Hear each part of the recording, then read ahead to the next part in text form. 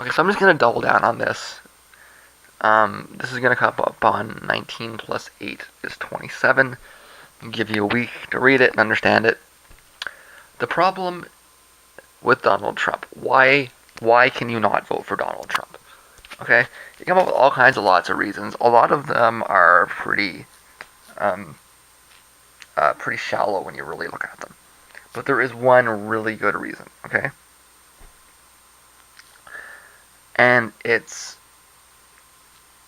specifically his austerity push. Okay, the problem is not the debt itself. There is no such thing as debt. There's nobody to pay back. Debt is a measure of the money supply. So when they say there's a $8 trillion debt or whatever it is now, $14 trillion debt. What that means is that there's $14 trillion in the economy. That's all it means. It doesn't mean there's someone to pay $14 trillion back to. And in fact, if you were to pay that $14 trillion back, you'd pay it back to the central bank. When you say there's a $14 trillion debt, it means that there's $14 trillion in the economy. And in fact, the word debt is very unfortunate. They should not use the word debt. The word debt should be removed from this conversation because it confuses people. You should talk about expanding and contracting the money supply. You should state it as it is. Instead of saying there's a $14 trillion debt, you should say that there's $14 trillion in circulation. And it's not even in circulation. A lot of it is just money in a bank account, right?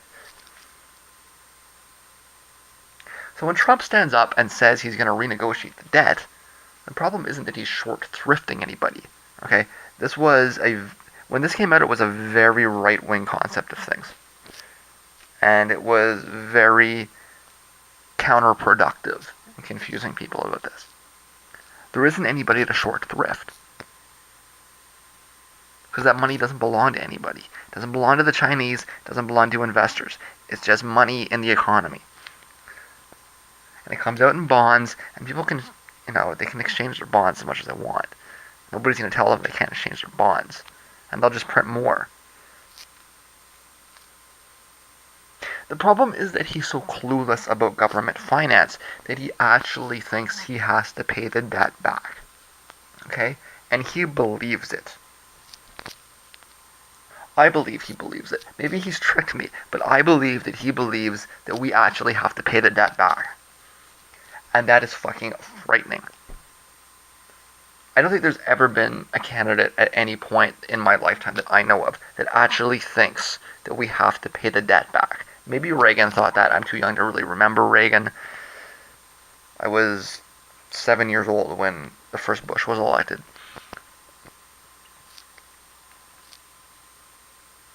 I don't think that Reagan actually thought that. And if he did, if he did at some point, he was corrected. You can't correct Trump. It doesn't happen. And he legitimately thinks that the debt is something that America has to pay back. That's insane. It's worse. Okay, it's not insane. It's ignorant. And the ignorance is insane. So the fear is not debt from his tax cuts. That doesn't matter because it doesn't exist. The fear is the global economic collapse that will follow from an American push for austerity because he thinks he needs to balance the budget. And that's why you can't vote for him. Because he will stop spending money. He will stop printing dollars. And once that happens, the whole economy collapses. The global economy collapses. Not just the American economy, but the global economy collapses. And then when that happens, somebody else starts printing money. Okay? China starts printing money, Europe starts printing money, and then America loses its hegemonic control. That's what happens when you stop printing dollars. Is people start using other currencies. And what does Trump do? He brings out the guns, right? if he even understands that. That's why you can't vote for him. And that's why you can't vote for anybody who has economic thinking that's like him. The global economy needs massive deficit spending by the United States right now. They need to be printing as much money as they can. They need to be printing billions, trillions of dollars. The debt needs to go up.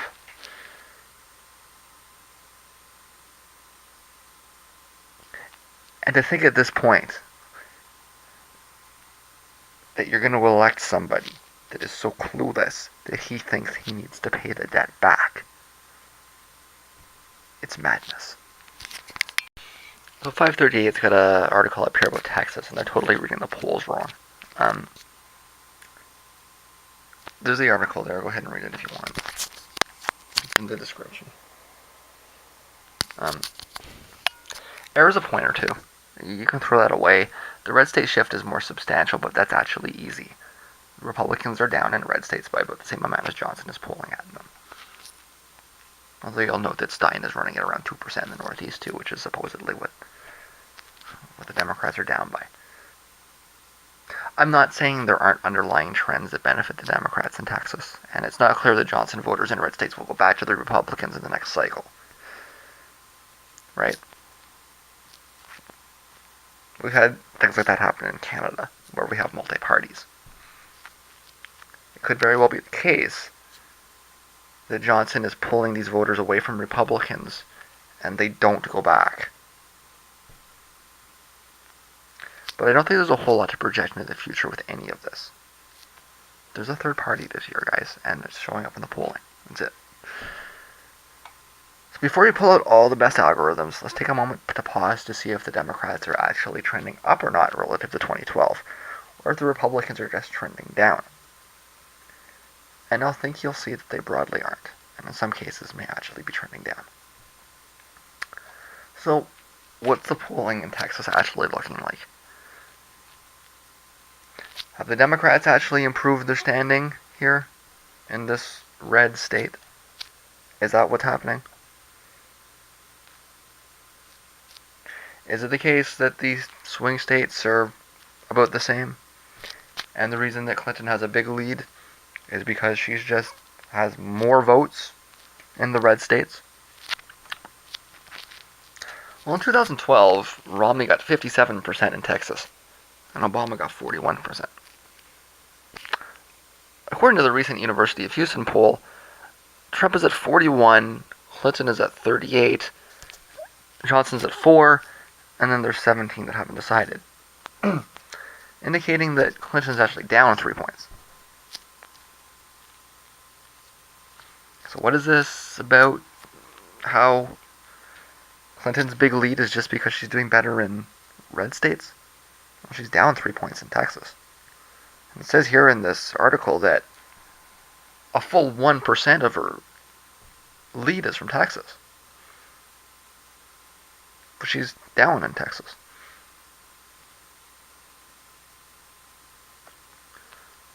I wouldn't jump to an equal distribution of the undecided in Texas.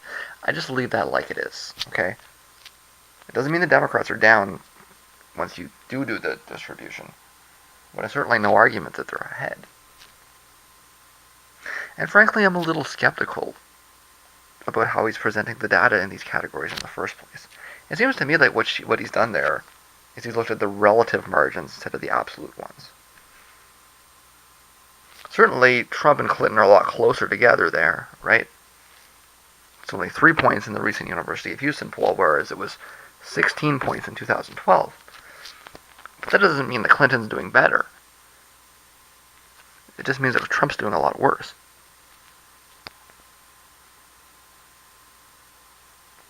Romney beat Obama by 16 percentage points in 2012. There's 17% undecided. I put the Stein in the remaining. I think Stein was running at 1. Right? So there's 16% undecided. And Clinton's down. The shrink in the relative margin does not imply that Clinton is doing better in her absolute margin. And that's not an error that somebody like this should be making, okay? That's a rookie error. That's a bad error. That's you haven't had enough coffee error. That's that's nobody read this before it was published error, right? And we do this. All of us do this.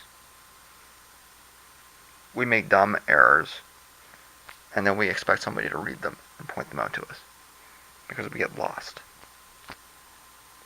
And I've pointed this out a bunch of times here. What it looks to me is more like her national lead is based on large leads in more populous swingy states like Virginia and Colorado, right?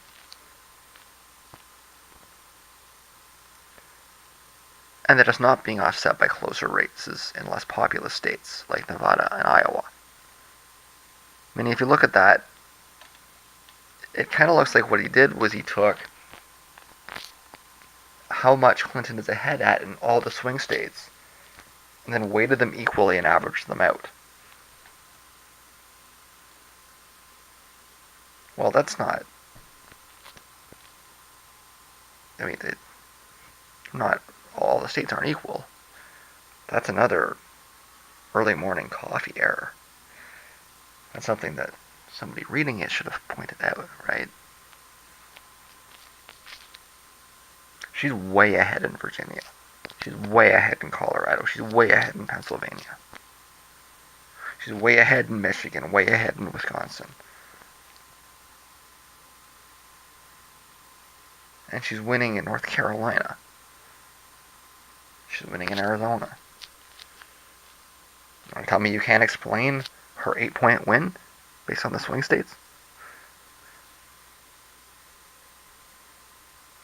Instead, you're going to look at the red states that have these huge undecided margins in which it looks like she's actually down in.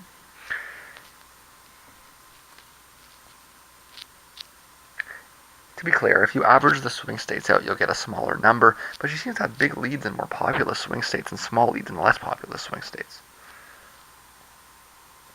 So an average is not the best way to measure that data. When she's up 12 points in Virginia, and she's tied in Iowa, well, what's the population of Virginia and what's the population of Iowa? Why are you averaging these? What are you thinking? I'll tell you what you're thinking. You're thinking that you want some more coffee.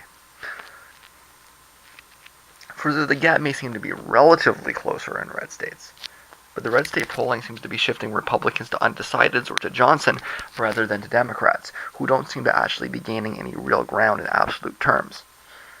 Is Clinton doing better in Georgia than Trump did? Than Obama did? She's not. But Trump's doing a lot worse than Romney did. Because there's lots of people that haven't decided, and there's lots of people voting for this third-party candidate. I'm going to consequently assign the national lead to big leads in specific swing states, which is demonstrable, and not to catching up in red states, which is actually, frankly, demonstrably false. And, I worked out, what I think Texas actually looks like. Trump's probably up by 3-4 points, and there's from what I can see, a big undecided chunk in Texas. So where's the movement? The movement is from Trump to Johnson and from Trump to undecided. Clinton is probably not running much higher than Obama is, or at least there's no evidence that she is. You're looking at a couple of points if she's lucky. So who are these undecideds? Are they undecided between Trump and Johnson, between Johnson and Clinton, between Trump and nobody? Or are they just refusing to admit that they're going to vote for Trump because he's an asshole and they're embarrassed? I think this is a good example of why I don't think you need demographic models to balance the polls, so much as you just have to read the polls right in the first place. And these are errors that are actually suspicious, because nobody has had that deficit of coffee in their system, okay? You would have to never drink coffee.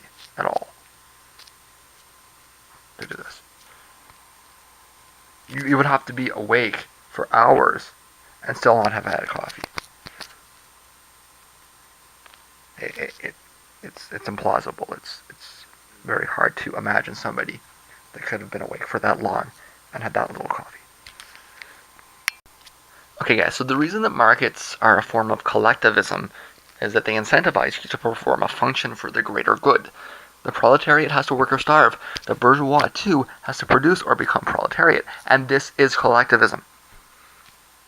And what if I don't want to contribute to society? Then you call me names and try to exclude me. You call me a welfare queen. That's collectivism, guys. That's right. It's not the welfare queen that's the collectivist. It's you that are the collectivist for calling her a welfare queen. You can't have any coherent concept of freedom unless you abolished the incentivization and coercion inherent in the market. The term free market is absurd. It is no more coherent than free slavery. And that is actual anarchism, guys. You don't have to like it, but let's get what it is, okay? Markets are coercive systems, okay, that are incompatible with any concept of anarchy. You have to have a concept of positive freedom before you can make sense of being an individual. You can't have individuals in a market because markets are designed to abolish your individualism and put you in line with a conformist system. Supply and demand? There's no individuality in supply and demand. It's designed to put you in line, to destroy your individuality, to convert you into a productive slave for society's needs as collectivist. And this is why we need communism, to abolish the collectivism of free markets. Free markets. I'm not a communist for the sake of being a communist, okay? I understand that it's the system best suited to maximize human individuality and human freedom. After the revolution, we will be able to speak. I promise that. It's 8 o'clock at night. I've been up since 8 o'clock in the morning. While the day has been largely blown, I do believe I'm also getting a step forward finally as well. I'm also getting my quarterly stomach ache. I get this every year. That means that fall is coming in. We're getting the shift in, we're getting the pattern change. This is happening overnight. I can feel it. I hope it's past enough that I can get to my doctor's appointment tomorrow. Something close to one time. I want to actually say that I've done something productive today by the end of the day. So I'm going to try to get some Tums. And Tums doesn't always help, but sometimes it does. Get to writing some alter reality and other writing, and then if I can go from there, great. As mentioned, I need to cut the amount of time that I'm spending on these Reacts videos down, but I still have kind of a backlog, and I do still need to get over it one way or another. So the reality of things, when I get over this hump today, in fact, I will probably do a little bit more reciting tonight, and then that's going to be kind of it, sort of thing. I'll need to stop there and just get focusing on the music. So right now it looks like that's all kind of converging to a meaningful point of transition when I get back from the doctor's office tomorrow afternoon. Hopefully the time scale plays out and what I want to do works. But let's see. I got a voice message from my grandmother this afternoon. I think it's about 2 o'clock. 2:30. I'm fairly wide awake. I think I'm planning for the all-nighter tonight. A little bit concerned about that. My grandmother lives in Ottawa. I don't even really remember giving her this number.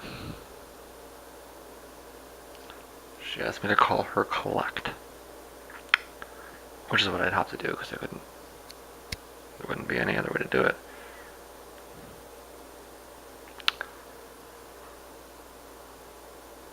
I'm a little bit concerned with my mom. That's what I'm thinking.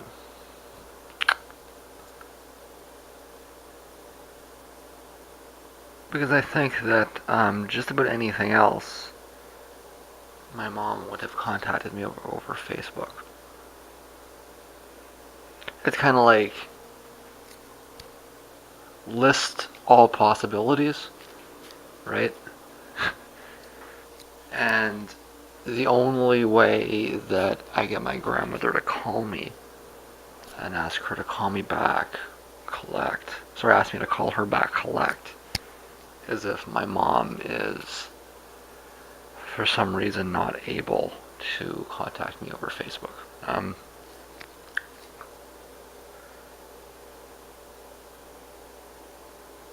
My mom's health is not good. People, well, I should probably just be terse, because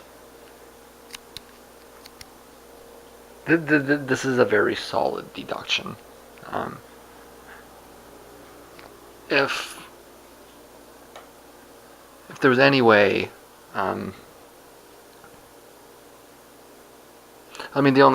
so there's one of two possibilities.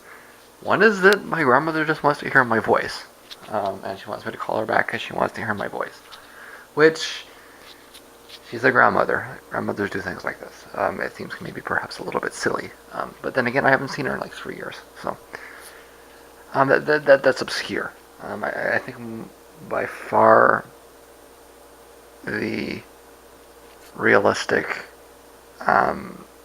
truth of things is that I think that it's very hard for me to get out of the almost certainty that the reason that she's calling is because there's an issue with my mother.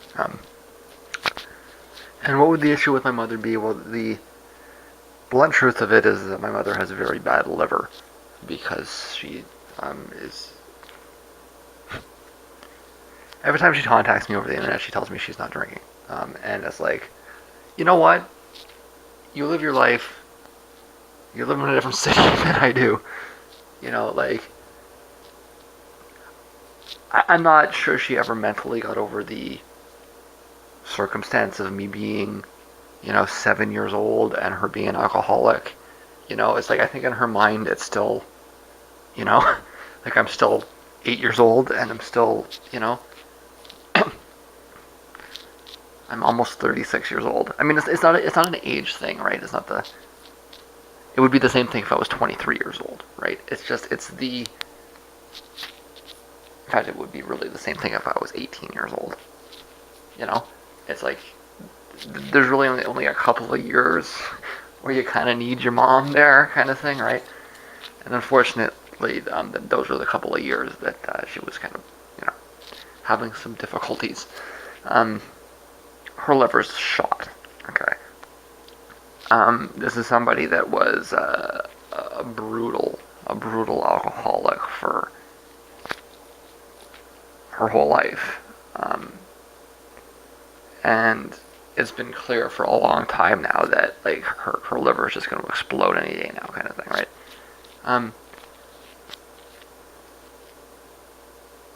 For curiosity's sake, I may get a little drunk sometimes. I enjoy drinking, although once we legalize my Christmas presents, I think that the amount that I drink will be reduced to a beer here and there, right? Because I won't. If you give me a choice, I'll always pick the Christmas present, right? It's just I don't have the access to it that I want. So yeah, I mean, I'm actually on the brink of just about never drinking. Besides, I get a beer or two here or there, right? I go to a show, I buy a beer or two, right? The primary purpose is not or the primary, you know, fun part of things is not going to be the beer. It's going to be the other thing, right? But, um, and like the kind of, certainly hard liquor, I will probably never drink hard liquor ever again. That's the truth of it. Once my Christmas presents get legal. So yeah, I mean, I don't really have a problem. It might look from a distance as though I've got a bit of a problem sometimes, but I mean, I vlog every day, right? If you look at just the vlogs where I'm out, then it might look like I'm a drunk, but you can see that I'm vlogging every day and I'm sober more often than not. I'm never drunk at home, right? Like, I go out and have a few beers. That's not, when you're talking about somebody that's an alcoholic like my mother was, she would go on benders that would last days or weeks. The way that she used to describe it to me when I was a kid was that when she starts drinking, she can't stop drinking until like she passes out for like a day, right? And even so, you're not sure when she wakes up, right? She's gonna black out, she's gonna pass out, and she's gonna like sleep through a blackout, just like absurdities, right? So she would drink for weeks at a time, and her liver is fucked, and it's been clear for a long time now that we're just gonna wake up one day and like her liver's gonna blow up. Her cholesterol's bad too. She smokes way too much. She just has taken terrible care of herself. So my grandmother, might outlive me. She's, I guess she's in her mid to late 70s now. She might be pushing 80. Last time I saw her, she was in total control of herself. Great health. She doesn't drink. She doesn't smoke. She actually does have a little bit of wine. And you can tell when she does. But I mean, she quit smoking 40 years ago. She's in great physical health, great mental health. She doesn't look a day older than 50, to be honest with you. So,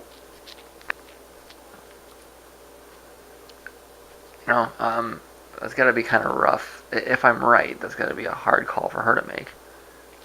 It's just I can't. It's hard for me to come up with a reason why she's contacting me, and my mom is not contacting me. So I'm gonna need to do that in the morning as well as call my grandmother. It's gonna be collect, and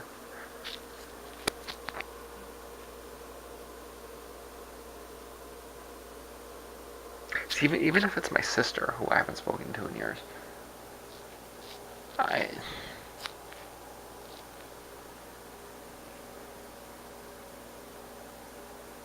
just don't understand why my mom wouldn't contact me unless it had something to do with my mom. So I'll find out in the morning. But I'm a little bit. I don't know. I don't know what to think. I